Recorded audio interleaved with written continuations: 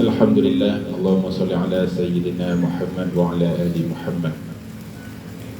Jadi pada malam Rabu yang sama-sama kita berbahagia, kita akan menyambung pembahasan yang malam Rabu kemarin, yaitu tentang solat. Sekarang masuk ke dalam tambih. Tambih ini yaitu peringatan.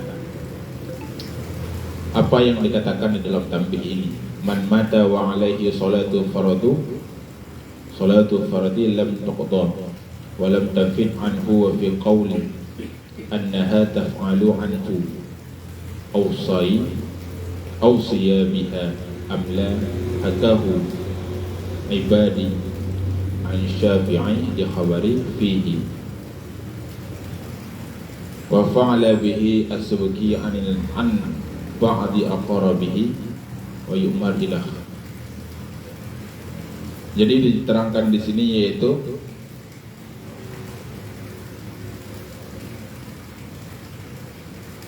saya lupa penghormatan, tapi saya boncengkan sajalah sama. Enggak ada lagi juk belakang mana mau bonceng. Ada lah, itu kan kosong. Jadi saya boncengkan kepada Ustaz Al-Imrizal Al-Fadari. Fadari itu karena nggak ada di dalam Arab, jadi gantilah itu sampai sama ri. Kalau kita bahasanya Teguh Imrizal Padang.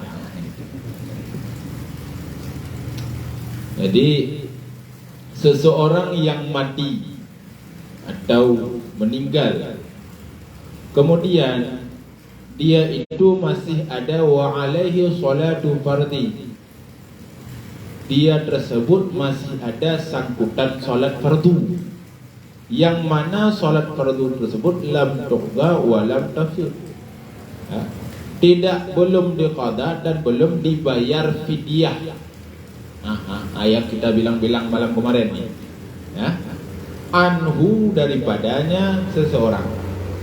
Wa fi qawli, dan pada satu pendapat annahu taf'alu, bahwa mengerjakan, dalam satu pendapat dikatakan annaha, bahwa mengerjakan mengqadha salat dan membayar fidyah, anhu daripadanya seseorang. Maksud daripadanya seseorang yaitu si ahli waris, si wali.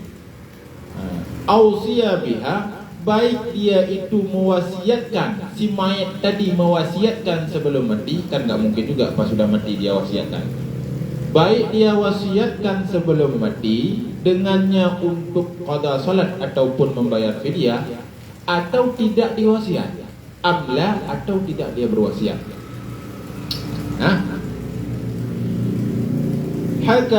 Hakahu ibadi an Syafi'i, meriwayatkan oleh Ibadi daripada pendapat Imam Syafi'i, karena li khabari fihi, karena ada satu hadis pada hal tersebut.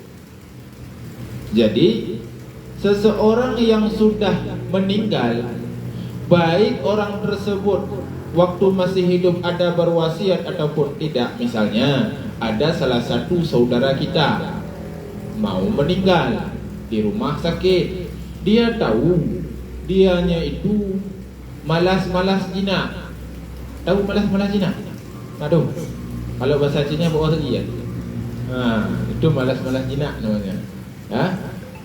Tengku Mudawi tahu kan? Tahu lah. Malas-malas jinak. Maka dia malas-malas jinak di dalam beribadah. Kemudian dia berwasiat, tolong nanti kau ambil uangku. Ada uangku yang kau simpan di sini, kau bayarlah fidyah. Atau bukan kayak gitu, tolonglah kau qadalah salat ayah nanti kalau udah meninggal ayah. Ini kadang anaknya nggak salat, nggak tahu di mana masjid, nggak tahu. Gimana mau disuruh qada? Sedangkan orang yang mengqada salat orang lain itu dia itu sudah full salatnya. Maka kembali lagi kepada bayar fidyah. Harta ada ditinggalkan, maka seorang ahli waris, wali-wali yang ditinggalkan itu wajib membayarkan fidyah orang yang telah ditinggalkan atau orang yang telah meninggal. Kenapa? Karena itu memang harta daripada dirinya. Paham? Kenapa? Ini pendapat ini dikutip daripada Imam Syafi'i, yang mana karena ada satu hadis, wa fa'ala bihi as-subki an ba'di aqarabihi. Kemudian mengerjakan oleh Imam Subki. Imam Subki ini imam yang sangat masyhur, yang sangat apa namanya itu, alim, al-alama. Kenapa seperti itu? Karena ini Rasoki, ini Subki, masih ada kikinya. Silakan duduk, Ustaz Rasoki. Karena pernah dikerjakan oleh Imam As-Subki, mengerjakan apa? Mengerjakan qada salat yang mana diqada oleh Imam Subki ini untuk kerabat-kerabat beliau. Itu di dalam Fathul Mu'in. Sekarang coba kita lihat di dalam I'anatul Talibin. Karena yang ini nih, ini nih ya. I'anatul Talibin itu sebenarnya bukan yang di sininya. Bukan yang di pinggir-pinggir, tapi di dalam. Yang ini apa juga yang kita ngaji selama ini? Yang kita ngaji selama ini adalah Fathul Mu'in. Sedangkan di dalam ini baru yang namanya I'anatul Talibin. Sekarang kita ngaji I'anatul Talibin. Man mata wa alaihi fala qada wala fidyatu wa fi qawlika jam'i mujtahid innaha tuqda anhu li khabaril Bukhari wa ghairihi. Seseorang yang mati, yang meninggal ianya, kemudian dia itu masih ada salat yang belum diqada dan belum diberikan fidyah, innaha tuqda, maka wajib bagi orang yang ditinggalkan ini untuk mengqadanya. Untuk mengqadanya, kenapa? Li khabaril Bukhari, karena ada hadis daripada Imam Bukhari dan lainnya Imam Bukhari. Siapa lainnya enggak tahu saya. Karena hadis ini berarti maksudnya banyak periwayatnya. Tapi yang masyhur kita adalah Imam Bukhari. Siapa lagi? Imam Muslim. Siapa lagi? Yang masyhur Imam Tirmidzi. Siapa lagi? Saya masuk juga. Saya masuk juga. Saya masuk juga. Al-Hakim. Al-Hakim masuk juga. Masa saya nggak masuk? Tapi bukan hakim saya, hakim riwayat hadis.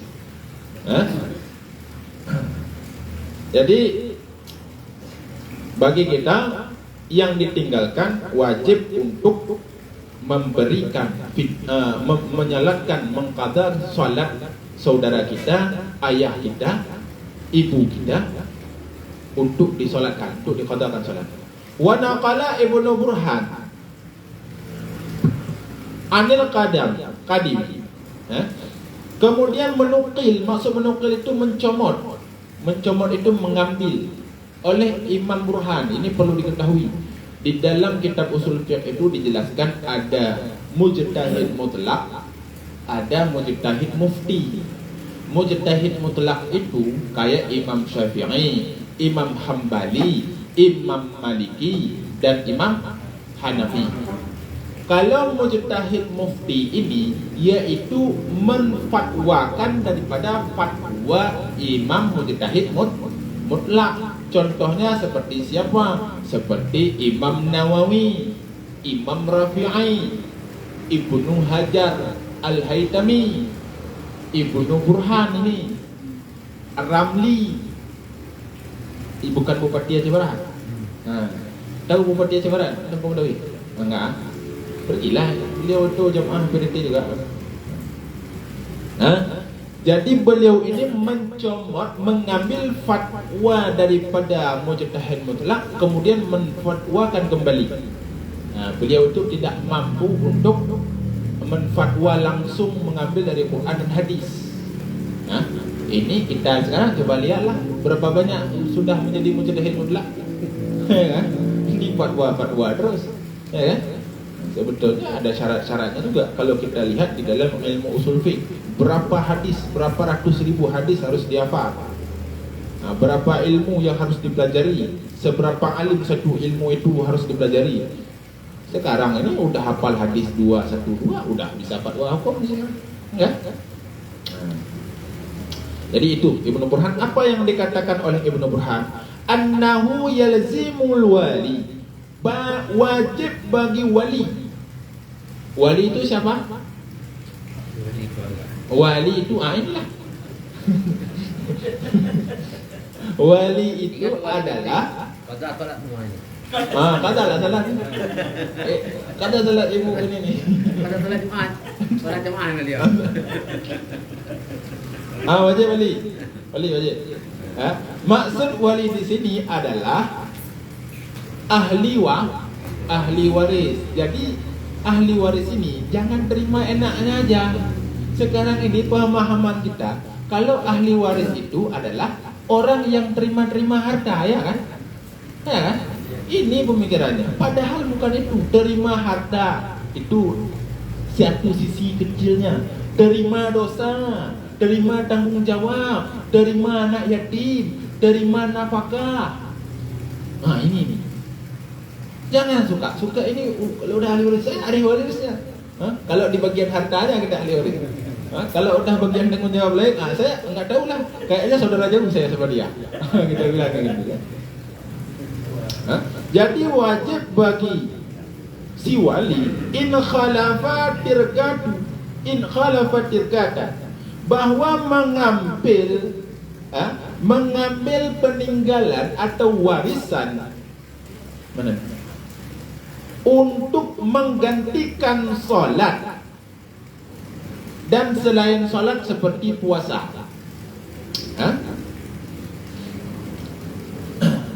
Dengan cara apa diambil harta warisan tadi? Annahu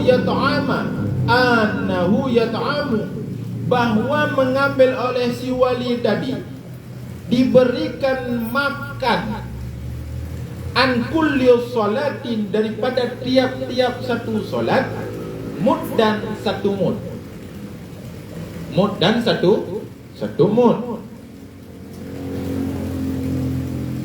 Wa qala Muhibb at-Tibri, dan berkatalah oleh Al-Muhibb at-Tibri, yusallu lil mayyiti kulli ibadati taf'alu anhu wajibatun.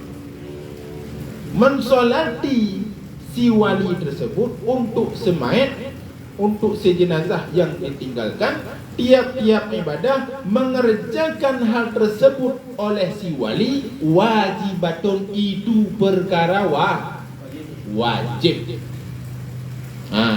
Jangan di uangnya aja nih masuk. Ini wajib ini. Kita mewajib-wajibkan ke waktu pasar uang ya. Ini perlu digaris bawahi ini. Mengerjakan pekerjaan yang wajib au mandubatin, ataupun pekerjaan sunnah. Kita hadiahkan, kita gantikan solat itu untuk orang yang ditinggalkan, orang yang sudah meninggal. Kemudian ini paham ya? Nanti pertanyaan sekali. Saya cuma aja. Wa indal imami Abi Hanifah, dan kemudian di satu pendapat Imam Abi Hanifah radhiyallahu anhu, tufdiyu, diberikan fidyah anhu, daripadanya si wali, apabila mewasiatkan biha, dengannya fidyah, kemudian tidak mengqada anhu, tidak mengqada ianya salat anhu, baginya siman, daripadanya siman. Maksudnya itu dia itu tidak mengqada salat karena udah dibayar fidyah. Jadi bayar fidyah itu untuk siapa dibayar fidyah? Kita bayar fidyah itu mana nih? Ini karena saya coba aja.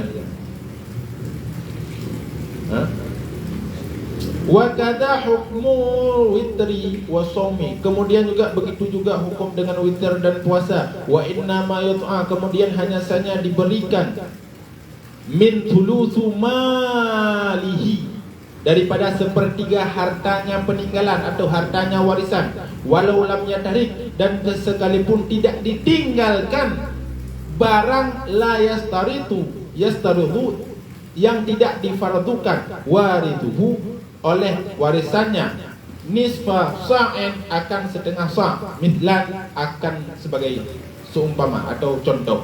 Wa yadfa'uhu lil faqiri, kemudian memberikan oleh si ahli waris tersebut, oleh si wali tersebut akan satu mud atau setengah sa' tadi untuk si fakir miskin. Tsumma yadfa'uhu al faqiru, kemudian dijualan ke ini.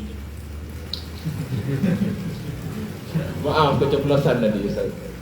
Bahasa itu, keceplosan bahasa Aceh tadi. Kemudian diberikan lagi itu satu mud tadi itu untuk si fakir. Tsumma yarfa'ul faqiru, kemudian diberikan lagi itu beras yang dari itu satu mud ataupun setengah sa' itu untuk si fakir. Lil warithi, tsumma, kemudian wa tsumma hatta yatimu, sampai sempurna.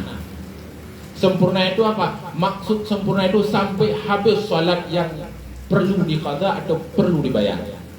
Itu wajib. Kenapa? Karena ini kita ambil daripada harta orang yang sudah meninggal. Wajibnya itu satu salat, satu mud. Satu mud itu berapa? Satu mud itu 0,6 kilo. 0,6 kilo. Satu mud itu lupa saya.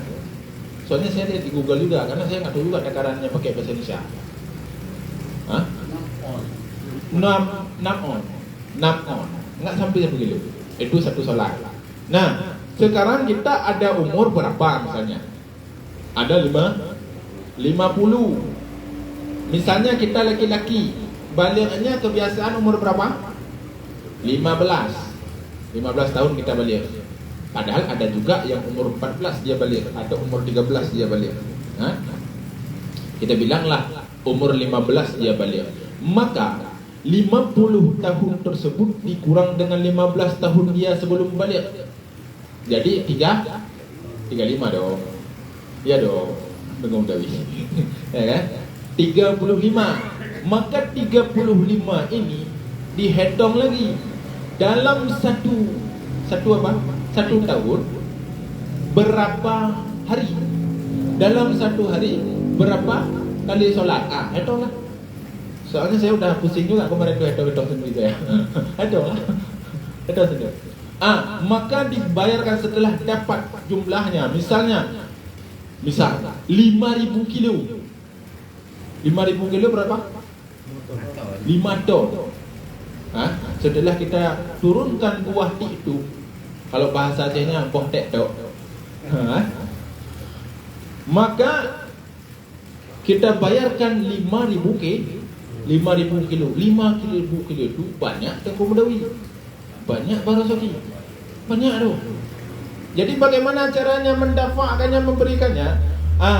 Dikasihlah satu metode oleh ulama-ulama di Aceh, yang mana metode ini walaupun sedikit tapi bisa menyempurnakan. Contoh kayak waktu saya di pesantren, saya sering sekali bayar fitrah sesama kawan, tidak dapat apa-apa, yang hanya dapat melepaskan kewajiban.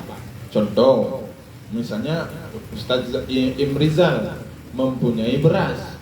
Beliau, saya tanya sama Ustaz Imrizal, Ustaz Imrizal sudah bayar fitrah? Belum. Tengku Hakim udah bayar fitrah? Juga belum. Gini saja. Oke, mantap. Gimana caranya? Beliau memberikan zakat fitrah kepada saya. Ini zakat fitrah saya. Kenapa diberikan kepada saya? Karena saya adalah orang yang berhak menerima. Pakai miskin. Pakai miskin. Kemudian saya kan sudah menjadi milik saya itu. Kemana saja saya bawa terserah sama saya. Kan? Karena beliau ini juga paket miskin, saya belum bayar fitrah. Ustaz Imrizal, ini fitrah saya boleh jadi saya kasih buat Ustaz Imrizal. Saya terima. Udah selesai. Kan? Tidak dapat apa-apa. Yang dapat apa? Hilang kewajiban. Begitu.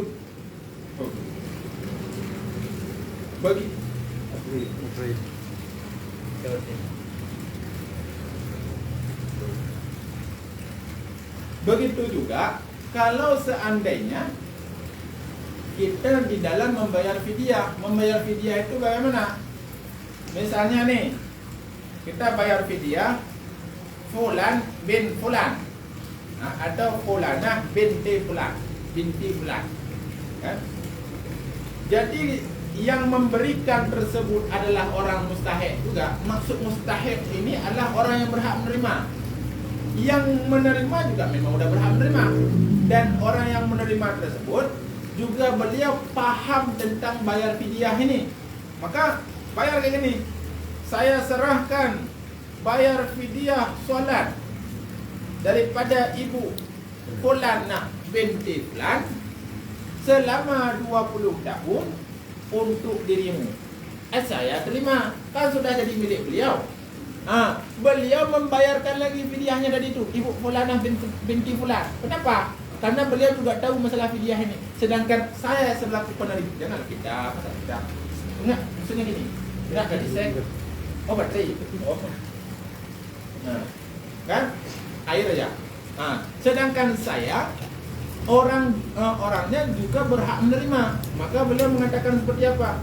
Ini Tengku Hakim saya serahkan kepada Tengku Hakim fidyah solat ibu Fulanah binti Fulan selama 20 tahun untuk dirimu.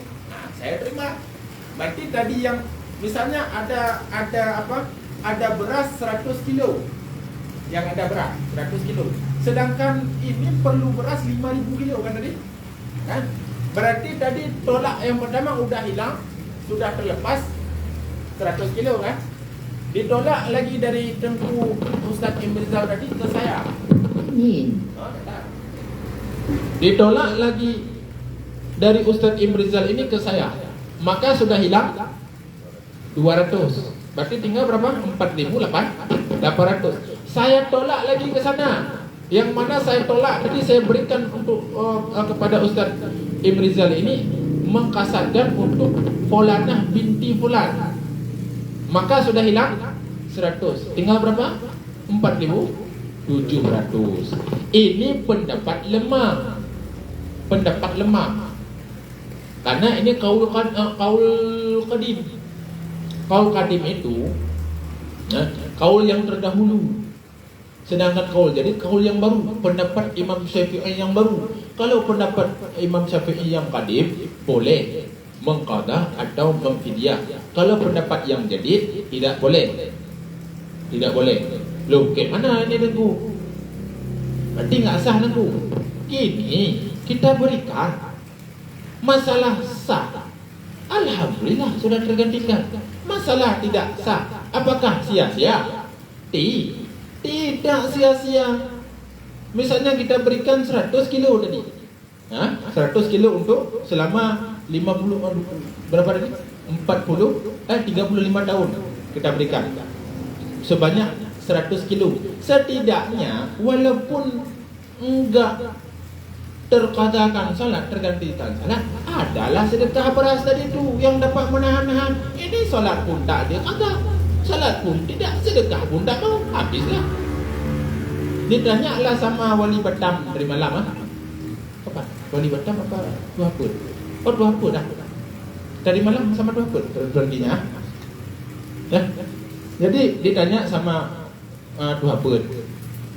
Tengku, kenapa orang yang mati ustaz ini, tapi nggak kayak gitu ngomong Duhaput, meninggal kan? Kenapa orang yang meninggal ini dia minta untuk keluar dari kubur ini untuk bersedekah? Kenapa enggak untuk sholat? Kenapa enggak untuk puasa? Kenapa enggak untuk qada puasa? Itu saya tambah sama saya, ya kan? Kenapa harus sedekah? Sedangkan ini kata Tuhan ini sunat. Sedangkan qada salat ini adalah perkara wajib, ya kan? Pernah enggak ini? Kenapa perkara sedekah ini yang dimintai oleh mayit ketika dia minta keluar daripada kubur? Disebabkan karena sedekah ini adalah hal yang paling sangat mudah. Hal yang paling sangat mudah. Kenapa mudah? Ini contoh saya katakan. Misalnya kita puasa, baru dikatakan satu ibadah puasa apabila kita menahan lapar dari pagi sampai sore, dari terbit matahari sampai terbenam matahari, baru dikatakan satu ibadah puasa. Baru dikatakan satu ibadah haji. Lebih parah lagi, berbulan-bulan di situ. Ya kan? Baru dikatakan ibadah sholat apabila kita mulai takbir. Setidak-tidaknya kita itu 10 menit tuh. Kalau kita lagi kan bangun lagi kita dari kubur kan, ya kan begitu khusyuk kita, ya kan? Itu kadang bisa sampai setengah jam kita sholat satu sholat saja itu. Satu sholat saja. Saking khusyuknya. Kenapa? Baru ini. Misalnya nih, ya kan? Terus kenapa harus sedekah? Dikarenakan sedekah ini adalah hal yang paling mudah. Contoh saya bilang, misalnya nih, Tungku Mudawi punya ruko ada 20 umpama. Kebetulan waktu malam itu saya lihat ruko sama dua hamba, saya lala ruko. Ruko terus itu terpanjar itu membanjar apa bahasa misalnya? Berbaris bukan terpanjar. Maaf, bukan. Bingung tadi kan? Sama saya juga. Terbanjar kan? Berbaris berjejer 20 ruko. Ya kan? Dikasihlah kesempatan sama mereka. Okeylah, pergilah kau. Kata mereka, pusing pula aku dengar kau. Misalnya nih, dikasih kesempatan. Pergilah kau. 3 menit enggak boleh lebih. 3 menit kau. Pergilah. Itu sanggup enggak kita bersedekah seluruh 20 itu sekali lapan? Bisa. Begitu Bang Kidal lari terus ke sana ke ruko kita bilang sama wali Batam. Kita kan jemaah berarti wali Batam, ini saya wakafkan semuanya ini ruko-ruko saya ini untuk perjuangan yang pendidik. Mati kita. Itu semua 20 itu yang mana mudah untuk mengerjakannya tapi besar pahalanya, fadilahnya. Makanya kenapa orang yang mati ini ketika dia bangun, ketika dia pengen bangkit lagi ke dunia ini, yang dia minta adalah untuk bersedekah. Inilah alasannya. Cepat kita bersedekah. Cobalah nggak bersedekah. Coba untuk Bang Mati ya. Coba. Coba. Cepat. Cepat.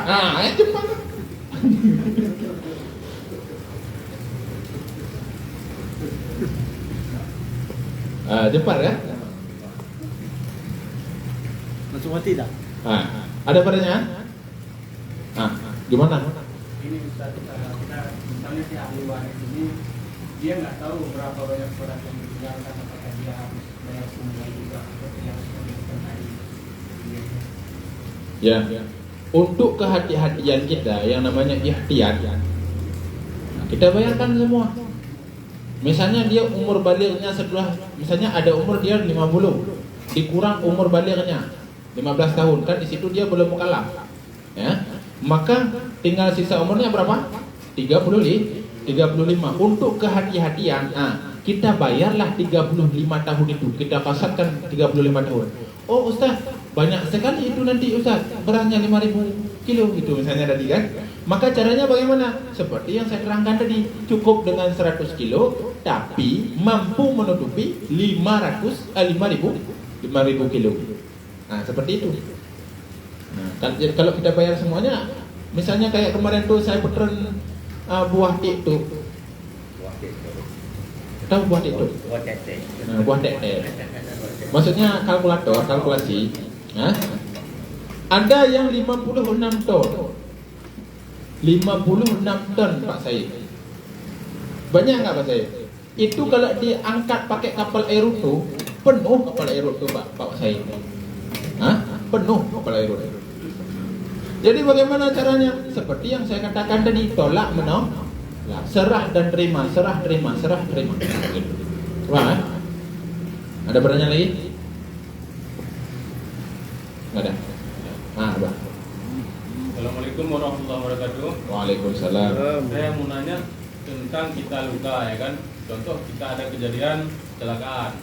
Jadi di tangan kita ataupun tempat tersobek besar. Jadi tempat yang jahit juga bawa ke rumah sakit, ya kan. Jadi lukanya ini Kadang-kadang begitu waktu di kurban itu masih juga keluar darah ya. Begitu keluar darah masuk juga di waktu kita sholat. Macam mana kita nak ambil wudhu itu biar sah? Jadi gini,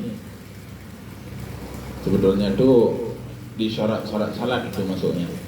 Ya, tapi ini kan udah melenceng sedikit, tapi disitulah ada pertanyaannya. Oh gitu. Ya. Jadi luar kata tadi. Enggak, maksudnya masih juga kami boleh sampai. Itu episode yang akan datang. Cuma kita kasih clue-nya. Kita kasih bocoran adik. Makanya kenapa? Ini pertanyaannya adalah kenapa? Bagaimana caranya membasuh luka yang mana luka itu diperban? Itu pertanyaannya, ya kan? Luka itu diperban. Dan apakah sah solat kita? Yang mana solat kita? Yang mana keadaan tubuh kita itu perbannya berdarah? Itu kan? Nah, jadi gini, makanya orang yang mengobati ini kita bilang sama dia, sebelum mengobati itu kita harus benar-benar suci dulu ini nih, lukanya kita. Harus benar-benar suci. Misalnya luka kita di sini, itu harus benar suci. Setelah betul-betulan suci, maka baru diperban. Nah, setelah diperban, kita itu di anggota ini, kan di sini kan, anggota sini itu bukan lagi wudu, tapi apa? Tayamumnya apakah harus seluruh badan? Apakah dari muka, tangan? Udah tak, muka sama tangan aja. Kan muka sama tangan ya. Kirain ada kumur-kumur juga ada di. Muka sama tangan. Jadi, apakah harus muka-muka juga ditayamum? Tidak. Yang ditayamum itu adalah cuma tangan saja di sini. Boleh ditayamum seperti itu apabila ininya telah suci yang di dalamnya. Oh tengku, ini bernanah tengku, dan saya takut untuk membukanya. Kenapa takut? Dikarenakan takut nanti semakin membesar dan meluas luka saya, takut terjadi apa-apa. Maka di situ luka tersebut dimaafkan, tidak apa-apa walaupun dia berdarah itu. Kalau kita takuti terjadi sesuatu pada tubuh kita dan membahayakan diri kita. Paham ya? Tanyalah. Oh, mak bercahaya sekali kepala Teguh Ahmad. Assalamualaikum warahmatullahi wabarakatuh. Waalaikumsalam. Kita selaku majelis ilmu, saya rasa mengantar jenazah ke kuburan, tetapi tidak pernah kita melepaskan sandalnya. Tidak mana? Ini yang saya bilang kemarin itu nih. Anak-anak saya. Ya baik. Bagaimana hukumnya kita tidak melepaskan sandal saat kita mengantar jenazah? Kuburan itu apa? Kuburan itu adalah rumah bagi orang-orang yang telah lepas ruhnya daripada jasad. Rumah. Logikanya, kalau misalnya kita masuk rumah orang nggak lepas sandal, adab nggak kita? Sopan nggak kita? Sopan nggak? Tidak sopan. Haram nggak? Tidak. Jadi jatuhnya sebagai apa? Makruh. Yang tidak boleh kita pijak-pijak kuburannya. Itu nggak boleh dipijak kuburan tuh. Diri di atas kuburan tuh nggak boleh. Saya perhatikan kemarin tuh kaget saya dulu. Dan saya bilang, maaf bang, tolong jangan dipijak-pijak kuburan. Oh iya. 2 menit saya lihat ke ininya, pijak-pijak lagi. Malah dia ajak anak-anaknya lagi suruh pijak-pijak situ. Dia ajak anak-anaknya lagi. Itu nggak boleh. Dulu di masyarakat Bidian tadi dulu, jadi misalnya ada harta gunung gini ya, ini juga dibagikan untuk anak-anaknya, sementara yang tinggal itu dia cuma rumah yang dia tempati, lalu dia meninggal. Nah, kan dia tidak ada tabungan ini tuh, yang ada cuma hartanya rumah itu aja. Ini bagaimana bu? apa menyelesaikan fidyah itu? Bagaimana menyelesaikan fidyahnya? Saya qahar atau latif? Secara lembut atau secara tegas? Tegak aja. Secara tegas. Tegas tapi lembut. Nggak bisa nih, karena dua yang berlawanan. Ya, terserah penentu lah. Juga saja biar jelas. Karena dikatakan dalam satu hadis Rasulullah itu, inna qulubi bani Adam baina asbi'aini min asabi'ir rahman yuqallibuha kaifa yasha. Sesungguhnya dalam hati manusia itu di antara dua jari daripada jari-jari Ar-Rahman. Maka suka-suka hati Allah ingin membaliknya. Yang apa yang maksud dua jari ini? Dua jari qahar dan latif. Qahar, latif. Kalau Allah kepengen yang pengen nutup hati, maka dibalikkan yang qaharnya, sehingga kita terbalik hati kita. Salibal qulub kan? Yuqallibuha, dibalikkan hati kita dengan kekerasan, dengan yang keras, sehingga kita tidak mampu menerima ilmu Allah. Kalau yang latif dibalikkan lagi. Nah, kayak kita ini, makanya sesuatu qahar dan latif itu bukanlah sesuatu yang merimpot, tapi yang berlawanan. Enggak akan bersatu antara air dan minyak, tapi bersama. Nah, yang mana nih? Airnya. Airnya. Kalau yang air itu nggak penuh babah doh. Mulut doh. Jadi gini, bagaimana kita cari solusi? Cari solusinya bagaimana? Sekarang yang meninggal itu adalah orang tua kita. Yang meninggal itu adalah ayah kita. Beliau dari umur kita masih sebesar ini kepala. Beliau nafkahkan kepada diri kita. Nafkahkan kepada diri kita. Dalam angin badai, hujan topan tornado, beliau mencari sebutir nasi, dikumpulkannya, dibawa pulang ke rumah untuk diri kita makan. Beliau kasih sayang beliau berpuluh-puluh tahun walaupun kita sudah dewasa. Masa kita tak mampu membalasnya, padahal itu adalah memang sudah kewajiban dari diri kita untuk membayarkan fidyah orang tua kita. Itu memang sudah kewajiban kita. Maka kita kembali lagi kepada kasih sayang.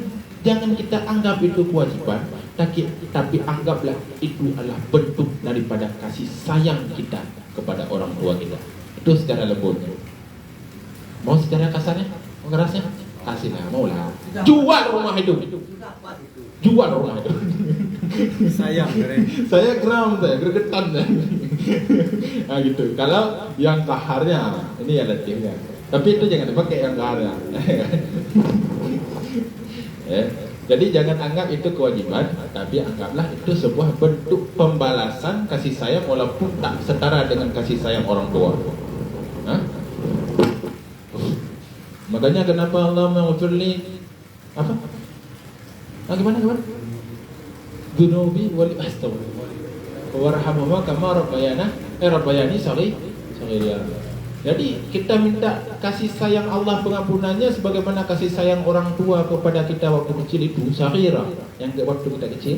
Itu juga kita harus membalas bagaimana beliau sayang kepada kita walaupun tak setara kasih sayangnya kepada orang tua kepada kita, kita balas. Salah satunya itu. Paham ya? Nah, balik lagi ke permukaan. Wa yu'maru dzu saban zakaran wa untha. Kemudian diperintahkan untuk salat memayyizu orang yang sabi. Sabi ini anak kecil, lagi memayyiz, baik itu perempuan, baik itu laki-laki ataupun perempuan. Bagaimana penjelasan memayyiz? Memayyiz yaitu bi anna sara ya'kulu wa yashrabu wa yastajiu wahdahu. Memayyiz adalah dia tersebut sudah bisa makan, sudah bisa minum, wa yastanjiu, dan bisa beristinja wahdahu, dengan sendiri.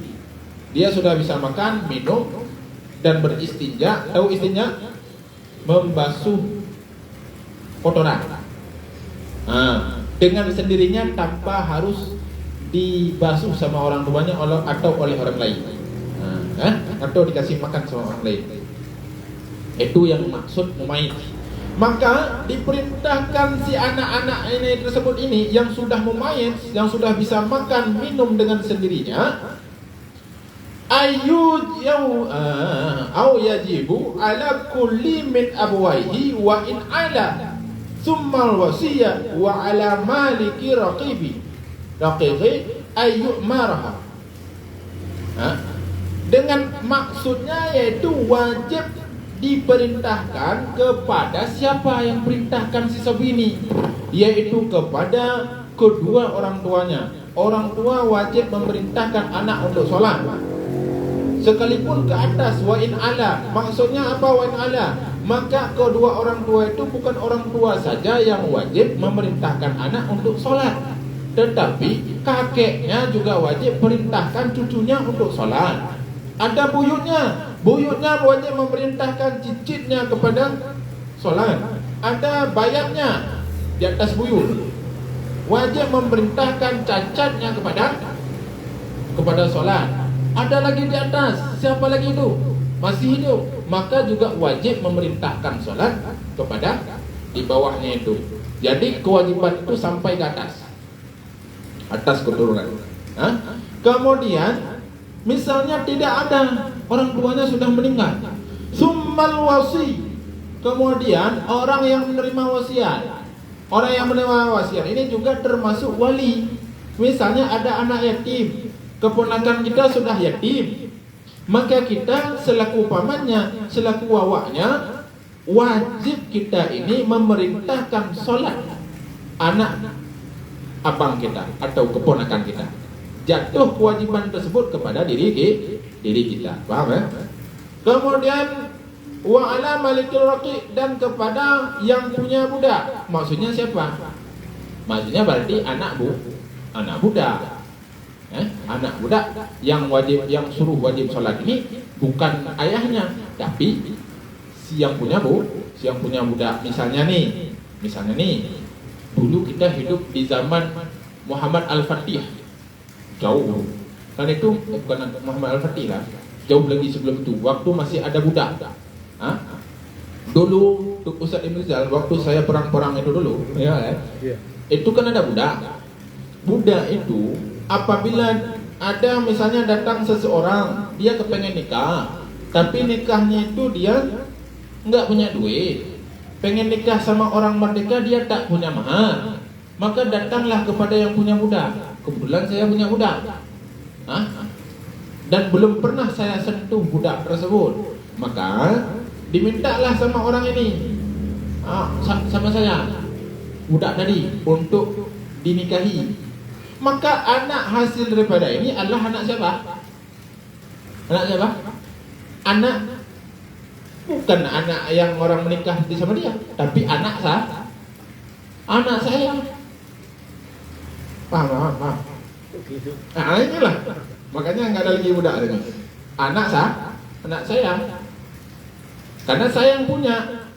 Kenapa dihapuskan budak ini? Budak ini kalau kita lihat dalam usul fiqh, di dalam kitab Nufahat, budak itu 50-50 dia. 50-50. Apa 50-50? 50 binatang, 50 manusia. 50 binatang, kenapa 50 binatang? Karena dia itu sah diperjualbelikan, sah diwakafkan, sah dihadiahkan, sah disedekahkan. Kalau orang bisa kayak gitu, kalau orang normal bisa kayak gitu, saya jual Ustaz Ibn Rizal, bisa? Mau. Oh, udah kasih lah. Enggak sah nggak? Enggak sah. Tidak sah. Itu hanya berlaku penjualan jual beli tersebut hanya kepada binatang. Makanya kenapa 50-nya 50-nya hukumnya seperti hukum binatang di sini, hewan. 50-nya manusia. Apa yang maksud 50-nya manusia? Maksud daripada 50 manusia ini adalah dia itu wajib seperti wajib manusia biasa, seperti orang Islam biasa. Dia wajib sholat, dia wajib apa lagi? Puasa, dia wajib mengeluarkan zakat, fitrah. Tapi bukan dia yang keluarkan, si saidnya, si yang punya budak tadi. Nah, makanya di sini satu hukum dia ini seperti hewan, satu hukum lagi seperti manusia. Dan bahwa diperintahkan untuk sholat, dan kemudian diperintahkan untuk qada sholat bijami'i syurutiha, kemudian daripada diajarkan lagi diperintahkan untuk sekalian diajarin untuk dia itu syarat-syarat sholat. Nah, ini wudu dulu, cuci muka, cuci tangan, cuci kepala, cuci kaki. Jangan kau cuci kaki dulu baru kau cuci muka. Salah itu. Kita bilang sama anak kita, ajarkan daripada dia ketika dia masih kecil. Nah, ini kapan kita ajarkannya? Lisab'i, ketika dia itu masuk umur 7 tahun. Wajib bagi kita. Itu wajib. Berarti tentu kalau misalnya belum sampai umur 7 tahun bagaimana? Tidak jatuh wajib. Cuman kalau misalnya di umur 7 tahun kita baru mengajarkan anak kita, perintahkan sholat, maka jangan salahkan anak kalau dia itu keras ban depan daripada ban belakang. Ban depannya bulldozer, ban mobil beko, belakangnya kereta angin. Kereta api, apa tuh? Apa itu sepeda? Jangan salahkan.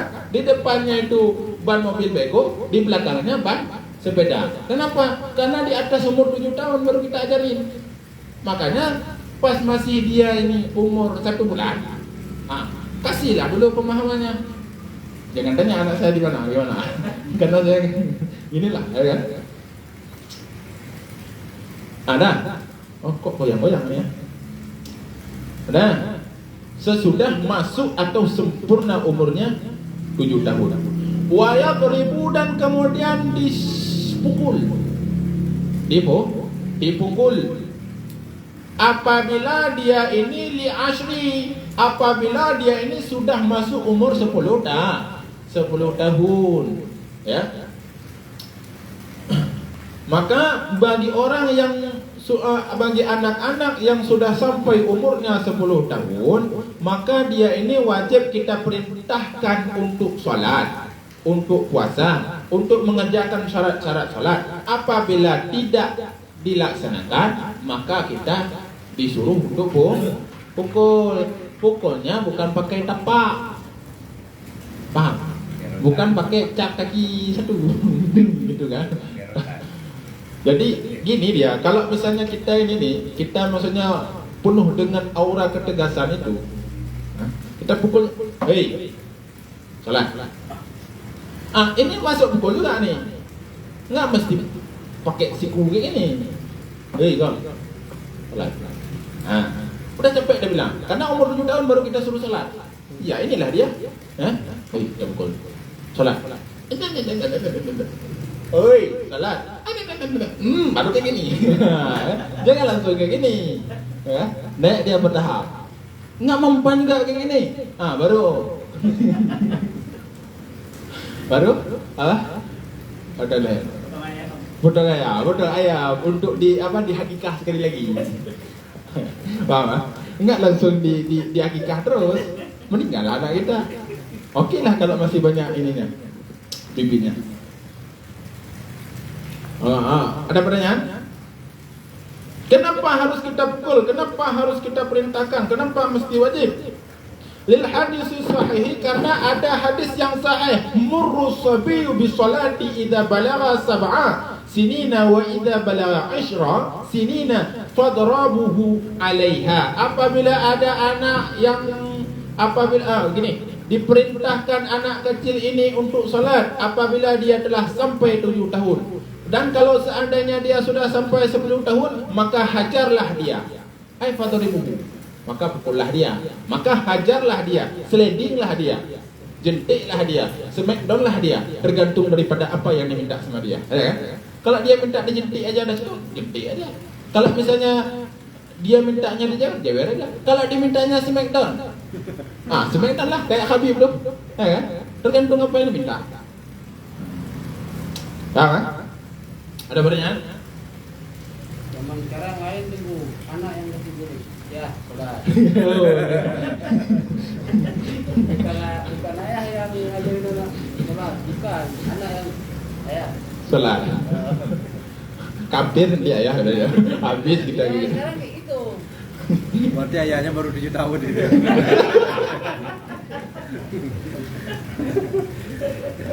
Berarti kebalik itu. Kebalik itu. Jarang anak suruh anak ayah suruh anak sholat jarang. Iya. Tapi anak yang Berarti di sini kan muru apa diperintahkan ayahnya untuk salat. Bukan diperintahkan anak kecil ini. Kan? Diperintahkan ayahnya untuk salat. Siapa yang perintahkan? Anaknya sendiri. Kalau misalnya nggak mau, pukullah dia. Habis ini. Jadi itu cuma berlaku pada diri kita kepada anak kita. Kenapa? Karena ini adalah tanggungan diri kita. Kenapa? Karena laki-laki yang paling banyak masuk neraka ketika nanti dilihat oleh Rasulullah di dalam kitab Durratun Nasihin ini Durratun Nasihin ini dilihat oleh Rasulullah ketika Isra Mi'raj, banyak sekali laki-laki yang masuk neraka ditanya oleh malaikat, kenapa mereka ini masuk neraka banyak kali ini? Wahai Rasulullah, mereka masuk neraka disebabkan karena mereka itu dayyus. Dayyus itu apa?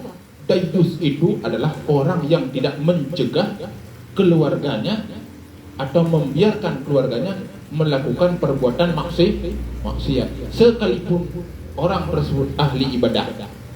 Ini kita tawajuh, ya Allah, minta doa Allah, berlintangan air mata. Anak kita main judi di sana. Istri kita lepaskan jilbab di rumah. Kita di sini tawajuh nih, ya Allah, dekatkanlah aku dengan Abu ya Allah. Ya Allah, dekatkanlah aku dengan Allah ya Allah. Istrinya di sana nggak salah. Itu dayus. Kita hanya mementingkan ego kita. Kalau pengen kita sayang, bentuk sayang seorang suami pada istri itu bukanlah dengan kita belikan dia itu handphone baru, bukanlah kita glowingkan mukanya seperti Cinta Laura, tapi kasih sayang sesungguhnya adalah mengajak istri kita seperti jalan kita. Jangan juga kalau jalan kita masa kita ajak juga istri kita. Jalan kita sekarang apa? Tawajuh. Ajaklah ini tawajuh. Oh, tunggu nggak ada ruang. Besok kita bikin pertemuan. Yang perempuan di dalam, kita di pinggir jalan. Nggak apa-apa. Ajak semuanya istri-istri kita. Kalau kayak Pak Syed gimana? Tawajuh online. Bukan ada, siap. Masukkan mukenanya ke dalam kepala. Tawajuh online. Yang penting kita ajak. Saya. Janganlah kayak gitu. Janganlah kayak gitu. Baru mau bilang, ini gak ada yang bilang duluan kan? Baru Ya, bilang ya, tadi. kartu wali. Itu kartu as wali. Langsung jom dia. Lupa pula. Pulang dia kalau begitu. Dulu Ustaz Zakrizal, sekarang wali Batam. Besok siapa lagi? Tepat. Biar cepat. Cepat tanggung jawab. Biar cepat. Buyar langsung. Cepat. Gagal saya. Gagal fokus ya. Udah. Jadi ini perlu saya tegaskan lagi. Dayus itu kan ada nih orang salafi ngomongnya kayak gini. Nggak ada dalilnya kita itu menanggung dosa istri. Nggak ada dalilnya. Kan gitu kata orang salafi. Tidak ada dalilnya kita menanggung dosa-dosa anak. Itu katanya. Nggak ada dalilnya. Enak aja mereka yang melakukan perbuatan dosa, kita yang nanggung. Nggak ada seperti itu. Dia yang melakukan dosa, dia yang menanggung. Kita melakukan dosa, kita yang menanggung. Bos, bukan kayak gitu cara pemahamannya. Malam yatahimu bil amril muslimin falaisalahum. Orang yang tidak peduli dengan urusan orang muslimin, maka bukanlah golongan tersebut. Itu satu. Kita ada lihat orang melakukan maksiat di depan mata kita. Jangankan istri anak kita, orang lain saja kita tidak mencegahnya, kita sudah bukan tergolongan orang muslim. Apalagi yang melakukan maksiat ini adalah anak dan istri kita. Lebih lagi lebih lagi tahqiq surah ini. Itu yang pertama. Yang kedua, kita wajib mencegah perbuatan mungkar kepada siapapun, betul atau tidak? Ini yang terjadi mungkar ini sama anak istri kita. Terus mereka juga dapat dosa. Mereka dapat dosa, dia tidak sholat, dia dapat dosa. Kita dapat dosanya lewat mana? Kita dapat dosanya dikarenakan kita tidak mencegah mungkar di depan mata kita. Makanya aja lah. Nanti keceplosan lagi, kena lagi saya. Udah, kalau usah lagi diajak-ajak. Suka-suka hati lah. Mau diajak atau enggak. Boleh gitu ya? Suka-suka, enggak suka-suka hati. Boleh gitu ya? Enggak, boleh. Suka. Karena dia mengkritik, karena dia susah juga membawanya. Iya. Makanya kenapa disarankan sama Buya Busra malam Jumat kemarin tuh bikin hadrah untuk istri-istri kita supaya kenapa? Dia itu seiring apa namanya? Seayun selang gimana? Itu gimana? Itulah. Pokoknya itulah dia. Nah, itulah dia. Biar sama-sama satu pemahaman dengan maksud hati. Ini kita ini solat kita selama ini adalah solat apa? Solat jasad. Tidak akan sah solat jasad kita ini. Aduh, ada di ini. Boleh dikat ya? Tidak. Leh. Alah, enggak apa-apa lah, saya bilang dosa. Biar mau mereka tuh ngaji tasawuf. Tidak sah salat kita. Dalam hadis Rasulullah dikatakan, la salata illa bihuduril qalbi. Tidak sah salat kecuali dengan hudur hati. Yang ini yang mana hudur hati ini tidak dia itu di dalam di dalam solat syariat. Dia ini di dalam solat hakikat. Kita ini kan kemarin itu pernah saya bahas tentang insan al-hakiki. Ya kan?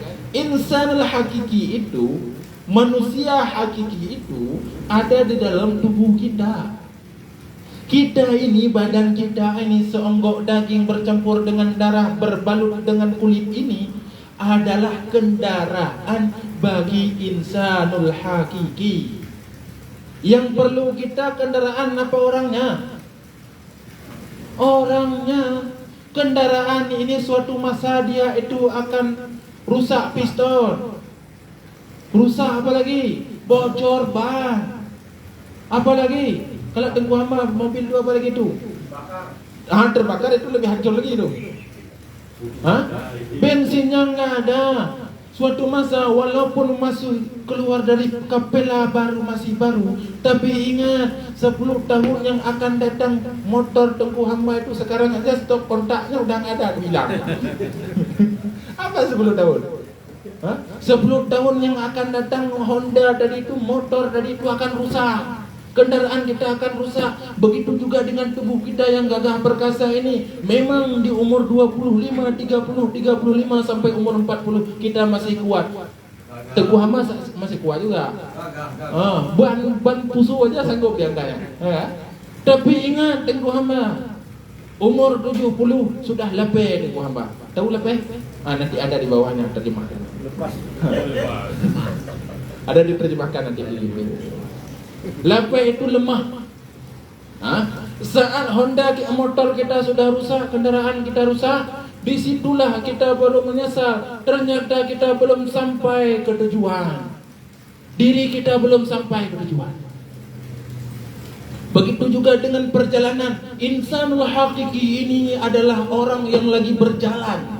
Berjalan daripada alam lahut tadi ini, berjalan dari alam lahut, jabarut, malakut sampai kepada jisman ini, tubuh ini, kemudian berjalan lagi ke alam kubur, nanti sampai ke alam kubur lagi, berjalan di alam padang mahsyar, di alam padang mahsyar kemudian beliau dia ini insanul hakiki ini melewati siratal mustaqim.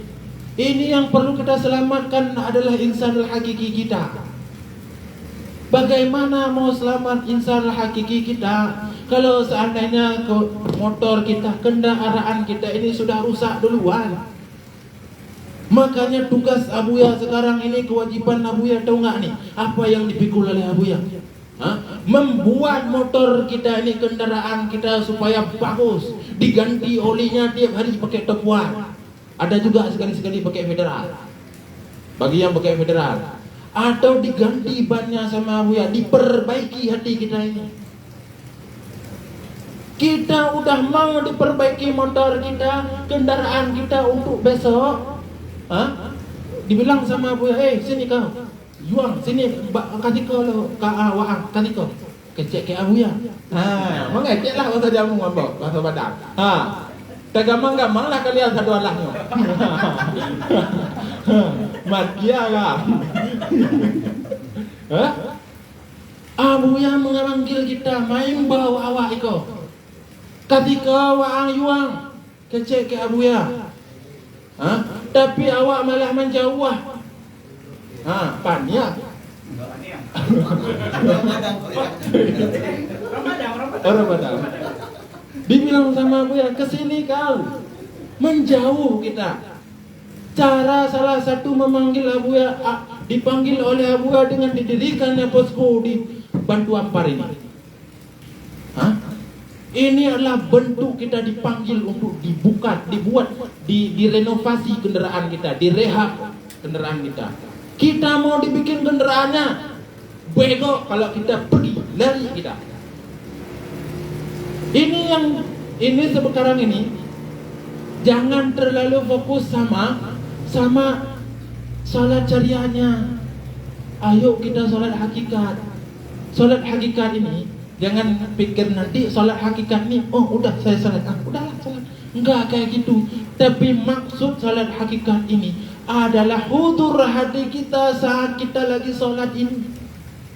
Dan kita salat itu bukan hanya sekedar ini kan kalau salat syariat diawali dengan takbiratul ihram seperti yang dijelaskan di dalam kitab I'anatul Talibin, dan diakhiri dengan salat itu adalah salat syariat. Tapi ketika kita diawali oleh takbiratul ihram tadi, kita masukkan hati kita ini untuk hudur hati kepada Allah. Bagaimana kita ingin hudur hati kepada Allah kalau seandainya dalam 24 jam kita tidak hudur hati kepada Allah? Bagaimana kita ingin menghadirkan Allah di dalam hati kita kalau seandainya Allah ini tak pernah nampak di kehidupan kita? Bagaimana? Makanya kenapa kayak Tengku Hadi ini, sebetulnya beliau ini nggak dibawa tasbih pun boleh. Boleh nggak dibawa tasbih. Cuman beliau ingin mendakwahkan kepada kita. Mendakwah, beliau nggak pernah bilang, kau berzikirlah kau. Ada dibilang kayak gitu sama Tengku Hadi? Tidak. Tapi bagaimana juga dibikin kayak gini nih. Lagi ngomong beliau nih, dibikin kayak gini kan. Itu mau dibilang sama kita, zikir kau. Enggak, itu tafsir saya. Tafsir orang kan beda-beda. Zikir kau, walaupun lagi ngomong zikir kau, zikir. Karena ini adalah perintah Abuya. Perintah Abuya itu adalah perintah daripada Rasulullah. Perintah Rasulullah adalah perintah daripada Allah. Zikir, ingat kepada Allah. Uzlah kau kepada Allah. Karena ketika engkau uzlah di saat kehidupan engkau, maka kau akan beruzlah, hadir hati engkau, uzlah hati engkau itu ketika engkau dalam sholat. Gitu Bu. Paham ya? Balik ke sana dulu. Jangan hakikat semua. Enggak sholat lagi kita nanti. Sholat lagi kan? Paham ya? Ada pertanyaan? Ada pertanyaan? Enggak ada? Setengah 10. Ada pertanyaan? Karena pertanyaan saya beda nanti. Kalau pertanyaan dulu kan habis syarahan baru bertanya. Kalau fiqh ini dia berjalan. Begitu ada pertanyaan langsung tanya.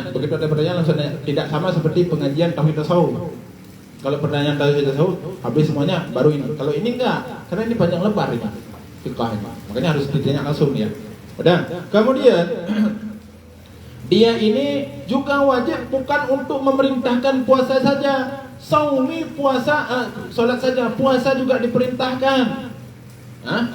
Ataqahu apabila dia itu sudah kuat untuk puasa. Kalau misalnya anak kita ada kurang seon sedikit, masuk kurang seon itu lape. Masuk lape itu kurang apa? EQ-nya. Maka itu kita sunnah untuk melatih-latih dia supaya dia itu mau puasa dan sholat. Paham ya? Ada pertanyaan? Wa hikmatu dzalika tamrina. Dan bermula lagi kan?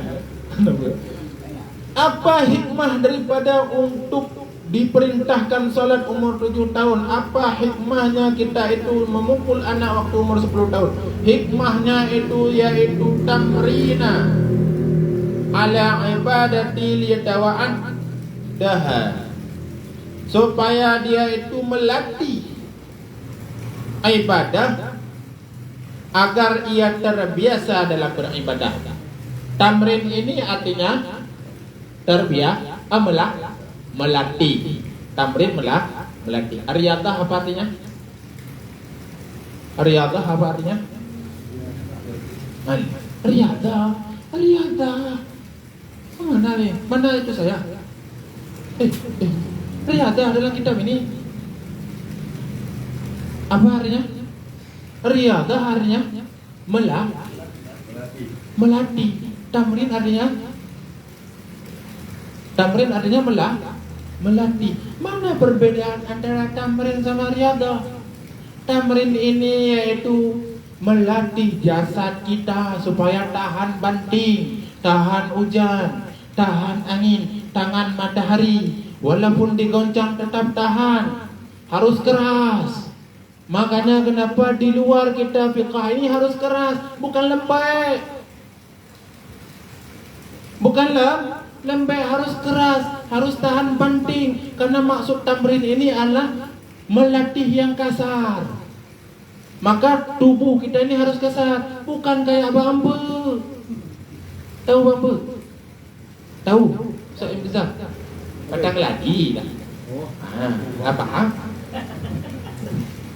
Pandai ngomongnya dia dulu. Riyadah itu apa artinya? Melatih juga. Tapi yang dilatih itu apa? Qalbu. Dilatih itu dalam arti kata itu dilembutkan. Maka yang dilembutkan itu bukan badan kita, bukan jasad kita, tetapi hati kita yang dilembutkan. Riyadah itu hati kita yang dilembutkan, bukan badan kita. Maka badan kita seperti batang kayu jati, hati kita seperti batang keladi, bukan sebalik daripadanya. Riyadah itu melatih kelembutan pada hati, bukan pada badan. Paham? Ya. Wa bahatsal azra'i fi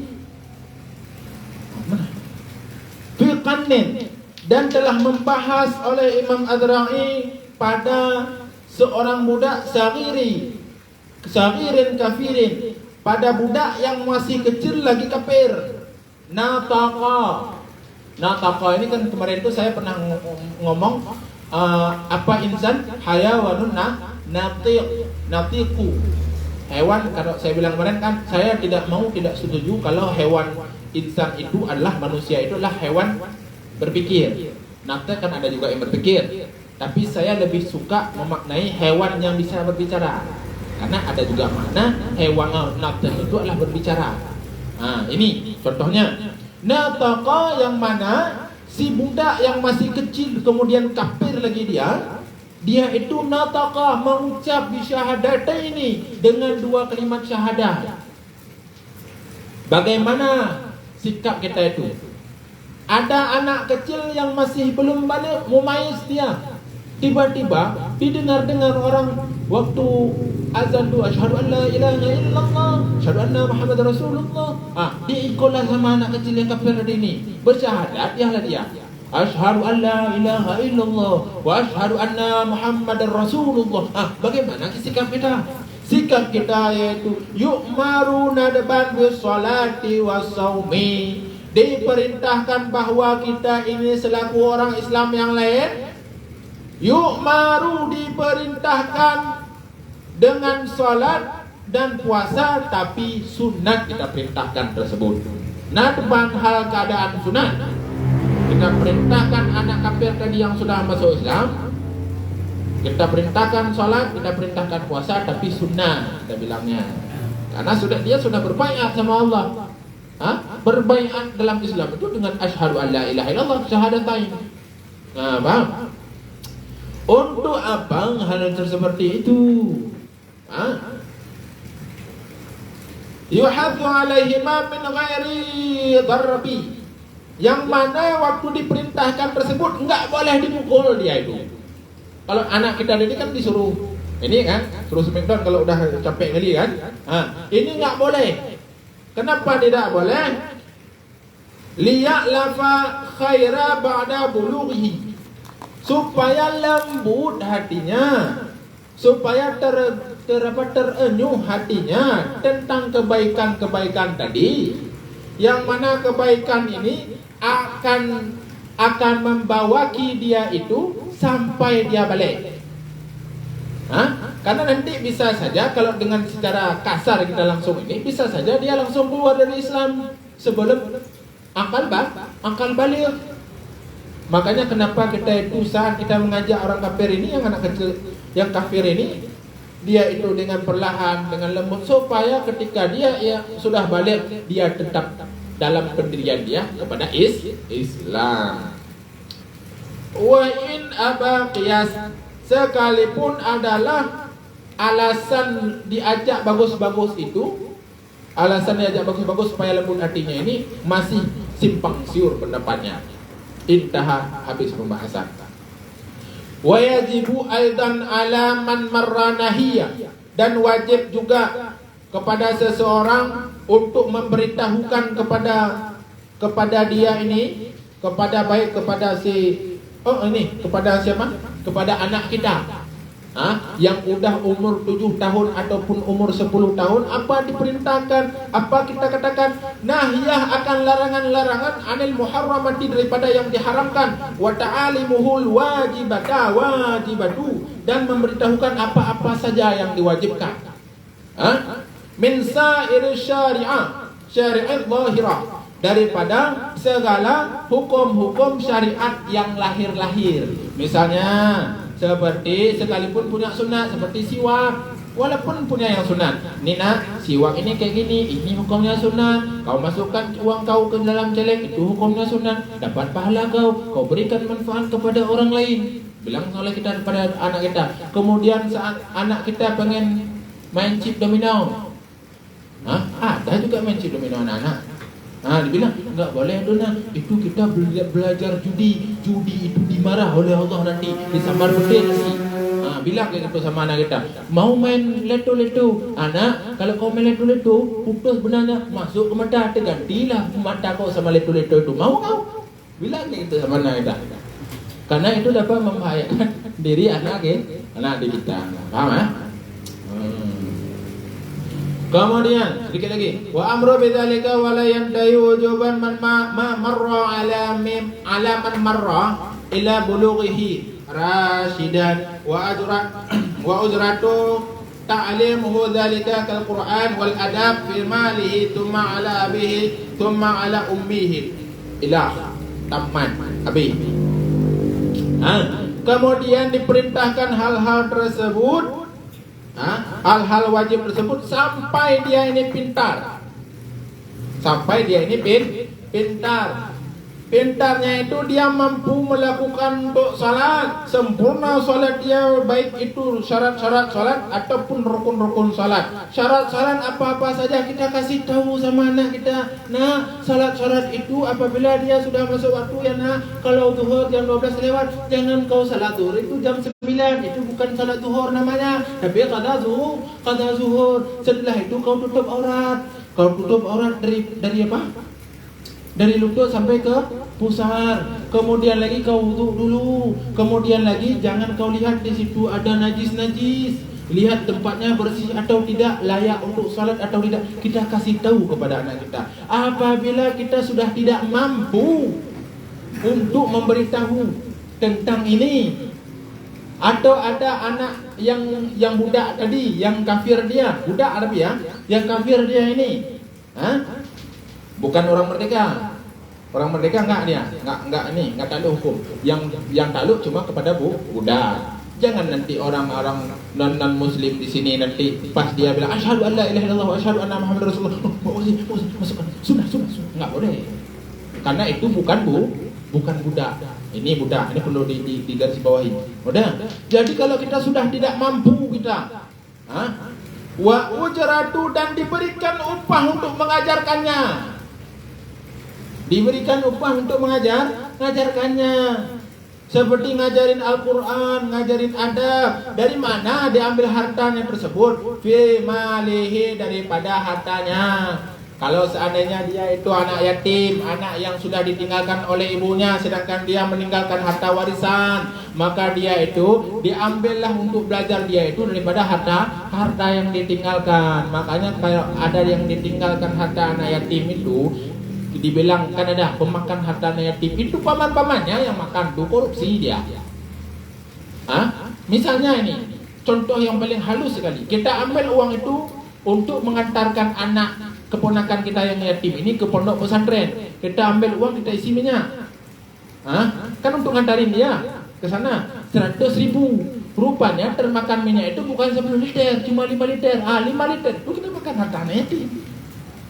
Makan harta anak yatim kita. Sampai sedetil itu agama. Jangan kau makan harta anak yatim. Jadi anak yatim itu gak jauh-jauh. Keponakan kita anak yatim, jangan kau cokeh-cokeh, jangan kau colek-colek harta mereka. Kau bantulah dia, kau jaga, kau rawat hartanya, juga anak tersebut. Jangan kau rawat jandanya, pusing kepala awak. Paham? Ya, sudah. Ini kenapa saya senang sekali melihat anak yatim teduh rasanya. Apa tak teduh? Ibunya dilihat. Bohai ibunya. Apa enggak teduh pikirannya? Tiap hari itu ke situ bro. Pengurus masjid. Ustaz besar ketawanya, ini ada kayak Pengurus. Udah. Rencana saya pengen ini udah kena saya. Udah cukup Jadi kemudian kalau misalnya ini, kalau nggak ada harta dia, misalnya dia masih punya ayah dan ibu, maka tanggungan daripada ini Allah, daripada ayah dan ibunya. Kita tak mampu memberikan anak kita ilmu yang lebih daripada kita. Kita saja ikrar tak tamat. Sedangkan anak ini berkewajiban dia untuk menuntut ilmu. Maka kita wajib mengambil uang dari saku kita untuk memberikan upah kepada orang yang mengajari anak kita ilmu. Ini langsung diterangkan di sini. Kenapa saya harus terangkan? Karena di sini kayak gini. Kalau misalnya guru, tak apa dia tak ikhlas. Tak apa dia. Kenapa? Karena sudah capek-capek dia sekolah sampai S3, doktor, profesor, Handels. Tapi kalau misalnya dituntut ikhlas itu hanya pada tengku-tengku, ya kan kayak gitu kan, sama guru-guru ngaji. Ini salah ini. Sebenarnya tuntut ikhlas itu, ini perlu diluruskan. Tuntut ikhlas itu bukan kita yang tuntut ikhlas. Antara beliau sama Allah. Urusan kita bukan menuntut beliau ikhlas. Urusan kita apa? Urusan kita tak mampu mengajari anak kita, kasihkan kepada beliau, berikan upah kepada beliau. Itu kewajiban kita, itu urusan kita. Masalah ikhlas dan tak ikhlas itu bukan kita yang menyiaunya, tapi beliau dengan Allah, bukan kita nilai orang lain. Paham kan? Udah? Ada pertanyaan? Ada? Emang sudah paham semuanya ya. Teguh Ahmad, apa yang dikatakan dengan ujrah dengan apa? Udah paham? Udah paham apa? Udah paham? Ya.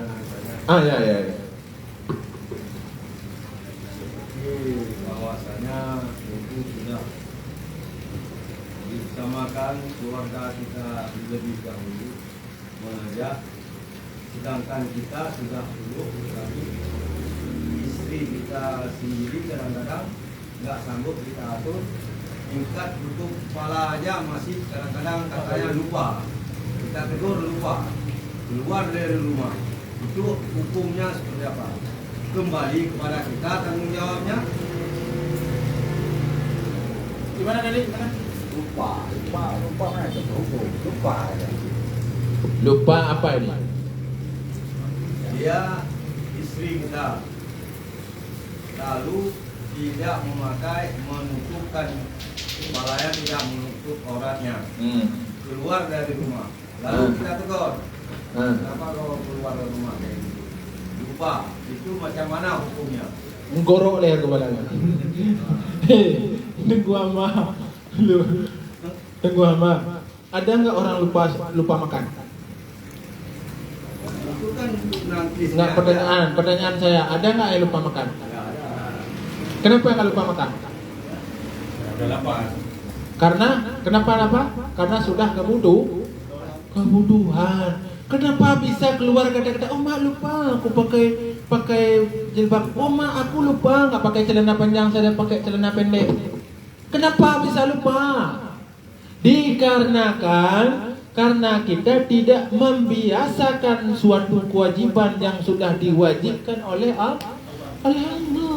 Ini bukan perkara lupa atau tidak lupa, pembiasaan diri kita ini. Kembali kepada diri kita, apakah kita anggap itu sebagai kewajiban atau hanya sebagai perintah yang perlu kita ingkari?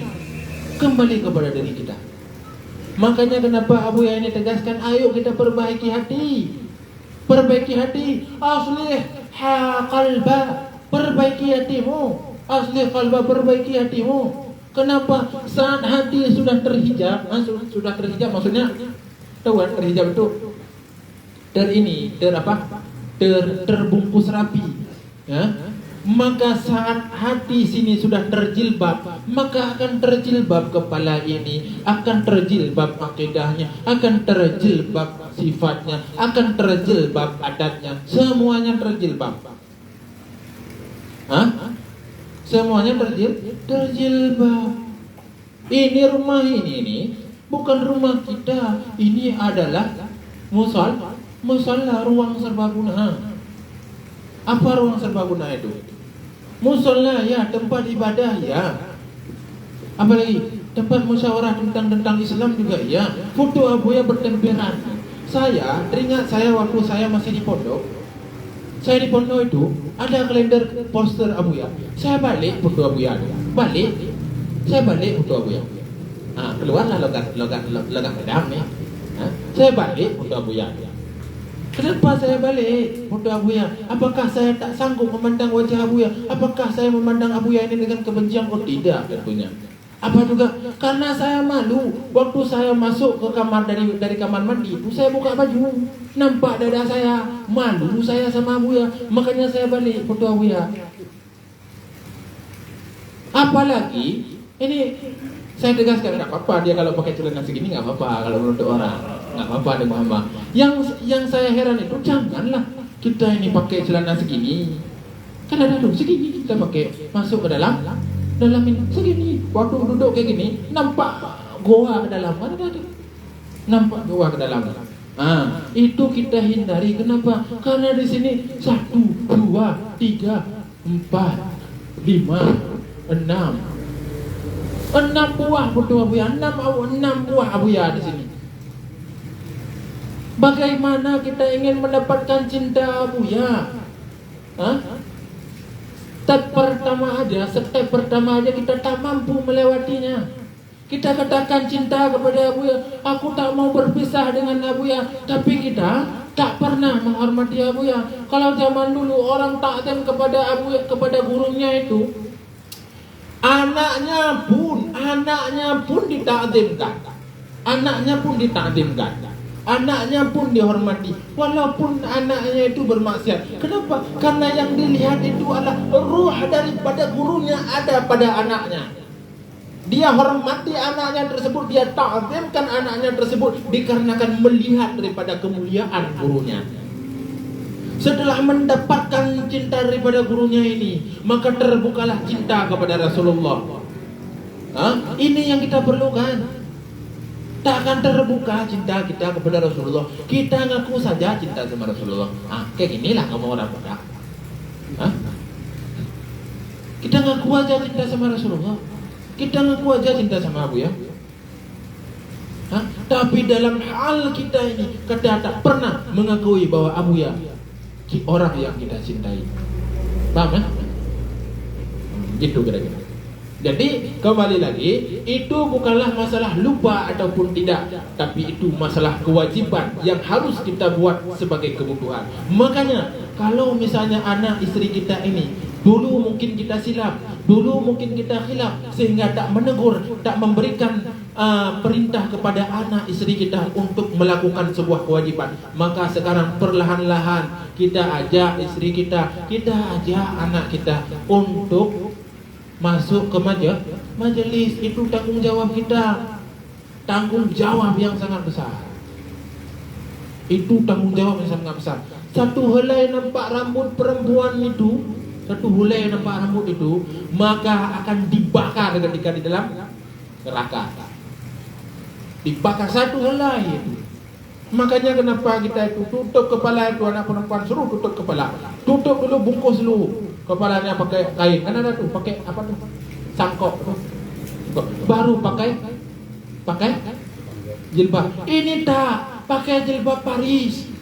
Jilbab Parisnya pas jalan Hondanya pun bukan main-main, bukan 40, 80 dibawanya. Ininya kebukalah, nampaklah dada. Memang sengaja dia pakai bajunya yang nampak dada gini, yang terbelah gunung Krakatau itu.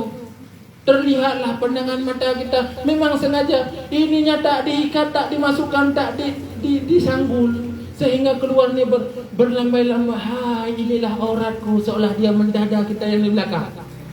Kita tak lihat. Kita lihat berdosa, tak dilihat subhanallah, masya Allah. Kan serba salah orang yang lihatnya. Betul nggak Ustaz? Makanya itu melatih mulai dari diri kita, Paham ya? Kalau dia tak mampu kita aja ini tak mampu kita. Mungkin sebatas ini kemampuan, tinggalkan. Tinggal sampai kena saya, kan? Tinggalkan. Mungkin dia ada yang orang lain yang lebih mampu untuk mendidik dia. Tinggalkan. Apa susahnya? Ya kan? Kita ingin di jalan Allah, sedangkan dia ingin di jalan syaitan. Tak mau dia. Karena kenapa? Seperti yang saya bilang dulu. Apa yang saya bilang dulu? Jangan kau jadikan sahabatmu, walaupun dia sahabat dekatmu, maka jauhilah dia apabila membuat dirimu jauh kepada Allah. Maka kau dekatilah orang yang mendekatkan dirimu kepada Allah, sekalipun itu adalah musuhmu. Itu. Paham? Ada pertanyaan lagi? Dosa istri akan jadi dosa kita, ya. Kalau seandainya istri kita berdosa di tahun kita. Sekarang kita ni nggak mampu untuk mengajari istri kita ke jalan agama, gitu kan. Jadi kita kasih dana atau apa namanya itu untuk dia bisa ngaji ke guru-guru. Kecanduan dari istri-istri di Batam ni kan, ngaji sini, majlis sini kan, banyak majlis di Batam ni kan. Jadi di majlis ini kawannya, sini kawan. Karena dia kebanyakan majlis, ujung-ujungnya sempat dia enggak datang ke sini, yang kawannya sini dah lain prasangka. Ujungnya di sini berantem, enggak teguran lagi kan, karena enggak jarang datang kan. Di sini berantem. Alhasil pergi ngaji malah dapat musuh, jadi kan enggak putus silaturahmi sama kawan-kawan, jadi kan. Ini apa tergolong dosa ada jariah untuk suaminya atau gimana? Atau tidak? Pertama, kalau banyak kawan, banyak gibah. Kemudian yang kedua, kewajiban yang pertama dan yang paling utama, kewajiban sebenarnya mendidik seorang perempuan, mendidik seorang istri ini bukanlah pada ustaz-ustaz, tapi pada diri suami. Diri kita ini wajib mendidik istri kita. Kita latih dia. Kita tak mampu kita, maka berikanlah dia itu kepada ustaz. Berikanlah anak kita itu kepada ustaz. Ustaznya itu jangan banyak kali. Jangan banyak kali. Kenapa? Karena banyak khilafiyah nanti. Tak tahu dia yang mana mau dibikin ibadah. Ini dibilang sama ustaz yang ini takbiratul ihramnya juga Allahu Akbar saja. Kan guru satu lagi, ustaz satu lagi, tak perlu dibikin kayak gini. Tangannya cukup kayak gini saja, Allahu Akbar sudah bisa. Ustaz satu lagi dibilangnya harus kayak gini, takbiratul ihramnya baru boleh. Yang mana pusing dia. Padahal semuanya benar. Itu makanya berikan dia itu. Ini nak kembali lagi kepada Abu ya. Kembali lagi kepada Abu ya. Dia Abu ya ini pakai lengkap bos. Pakai lengkap. Paket spesial. Kalau dokter berarti bukan dokter umum. Spesialis itu ada 2 spesialis, 3 spesialis. Dia bisa bedah, dia bisa operasi, dia bisa buka perut. Sama. Pokoknya dia spesialis. Dia buya kita semuanya udah berimpun. Ambil satu. Kita jangan lihat ini di YouTube. Di YouTube itu kita tidak ada referensi, tidak ada rujukan. Kita lihat ilmu itu jangan di HP, di Google, di Wikipedia. Karena tidak ada rujukan. Berapa banyak mahasiswa sekarang menyesatkan orang-orang yang sudah mengaji puluhan tahun. Anak yang mahasiswa di sana tuh ada, saya lihat tuh di UIN, Banda Aceh. Baru 2 hari hijrah dia berani disesatkan Ustaz Abdul Somad. Ustaz Abdul Somad yang sudah gelar di Maroko, di Mesir, bisa disesatkan sama anak 2 hari baru ngaji di YouTube. Makanya kita lihat dulu guru ini. Guru ini tarikat syariahnya sudah bagus atau belum? Tarikatnya sudah bagus atau belum? Hakikatnya sudah bagus atau belum? Sekarang selama hidup Ustaz Amrizal, siapa yang sudah bagus ketiga-tiga ini? Yang selama hidup nih, yang Ustaz tahu? Yang kita tahu. Jangan kita bilang, oh ada Sayyidina Jibril, oh ada Syekh Muhammad Ali bin Attar Al-Bukhari. Ada pernah ketemu sama orang ini? Tak ketemu. Sekarang yang pernah kita kenal dan pernah berjumpa sama kita dan kita saksikan sifatnya itu, adabnya itu, siapa dalam hidup kita yang kita lihat. Syariahnya bagus, tarikatnya bagus, hakikatnya bagus, siapa? Abu ya, maka ke Abu ya kita kasih. Terus saya tak ada. Saya ada ke Abu ya. Paham? Jangan bercampur aduk. Guru pusing kita. Jangankan masalah hakikat, jangankan masalah tasawuf. Batuk saya. Masalah syariah pun batuk saya. Masalah syariah saya pusing kita. Pusing. Apalagi kalau misalnya sudah masalah tauhid.